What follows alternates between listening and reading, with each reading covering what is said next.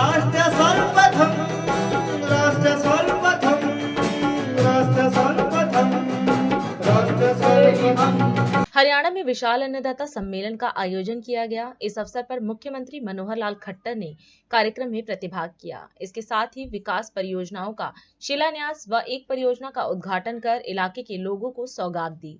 इस अवसर पर कार्यक्रम को संबोधित करते हुए सीएम ने किसानों के नेता व पूर्व प्रधानमंत्री चौधरी चरण सिंह जी को विनम्र श्रद्धांजलि अर्पित की।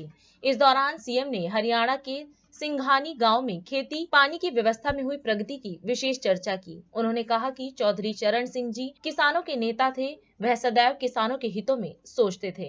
अन्नदाता सम्मेलन इस कार्यक्रम का नाम सबसे पहले मैं किसानों के उस मसीहा जिन्होंने सारा जीवन किसानों के लिए लगा दिया, हमेशा हमेशा वो अमर रहे, उनको अपनी हरियाणा सरकार की ओर से मैं खुद भी चरणों में श्रद्धांजलि अर्पित करता हूं, उनका सम्मान पूर्वक अभिनंदन करता हूं।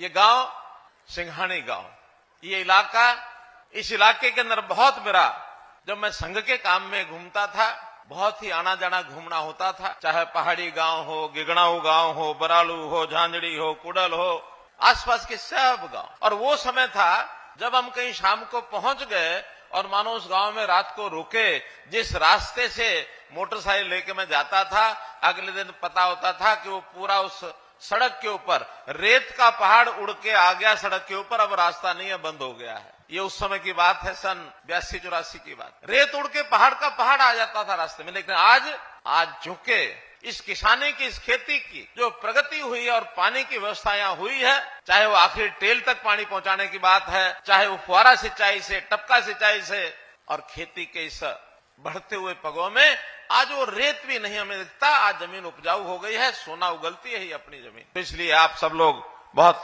बधाई के पात्र हैं।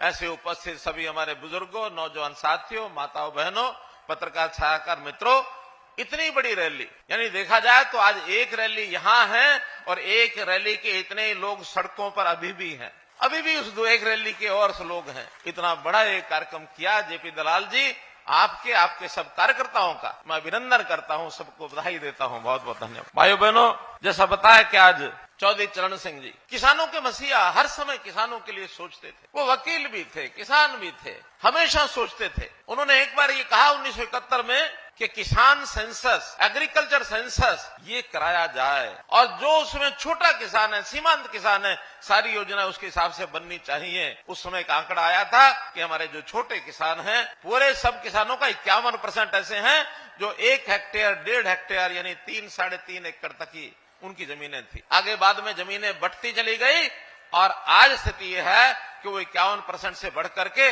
छोटे किसान की संख्या 80% से पार हो गई है। भाई बहन, तो मित्रों, ये बहुत बड़ी एक ऐसी ज्वलंत एक समस्या, एक बात है कि किसान की आय बढ़ेगी तो कैसे बढ़ेगी। जैसा अभी बात आई कि हम मिलकर के खेती करने का स्वभाव बनाए, फसलों को हम इस ढंग से आगे बढ़ें कि हमारी कैश क्रॉप्स, हमको अच्छी आमदन की कैसे फसलें मिले, इसके लिए बहुत से प्रयोग अभी सरकारों द्वारा किए जा रहे हैं। तो इस नाते से किसानों के लिए पर्याप्त हमने काम किए हैं। अलग से भी कृषि मंत्री आपको बताते रहते हैं।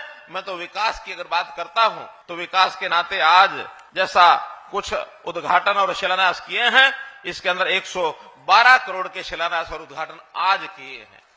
और अगर मैं पूरे 9 साल का आपको हिसाब बताता हूं तो मुझे जो आंकड़ा बताया गया है, भिवानी जिले के अंदर हमने 13,800 करोड़ रुपया मंजूर किया, जिसमें से 10,400 करोड़ रुपया लग चुका है, बाकी सब पाइपलाइन में। अकेले लोहारू विधानसभा में 3,927 करोड़ रुपया मंजूर किया, जिसमें से अभी 2,421 करोड़ रुपया ये लग चुका है और बाकी 1,500 करोड़ रुपए के काम अभी पाइपलाइन में भी चल रहे हैं।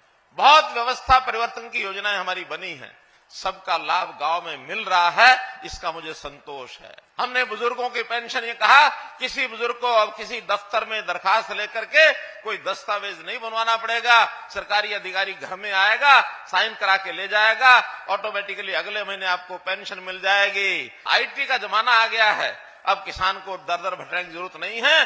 किसान ने क्या बोया है, केवल मेरी फसल मेरा ब्यौरा पोर्टल पर जाके चढ़ा दे, चढ़ाने के बाद उसकी बिक्री की व्यवस्था सरकार करेगी और सरकार अगर जब खरीद लेती है तो उसका पैसा सीधा उसके खाते में जाएगा। अन्न पैदा करके उनकी सेवा करना, उनका पेट भरना, ये हमारा किसान करता है। ये त्याग की मूर्ति है। छोटा किसान केवल खेती पर नहीं निर्भर रह सकता, वो अपनी और कमाई को करना शुरू करेगा तो निश्चित रूप से वो आगे बढ़ेगा। अंत में मैं इतनी बात आपको कहकर के अपनी बात को समाप्त करूंगा कि जेपी दलाल जी ने कुछ विषय हमारे सामने रखे हैं कि इस इलाके में कुछ और डिमांड्स हैं या कुछ किसानों को मान सम्मान बढ़ाने के लिए कुछ बातें इन्होंने रखी हैं।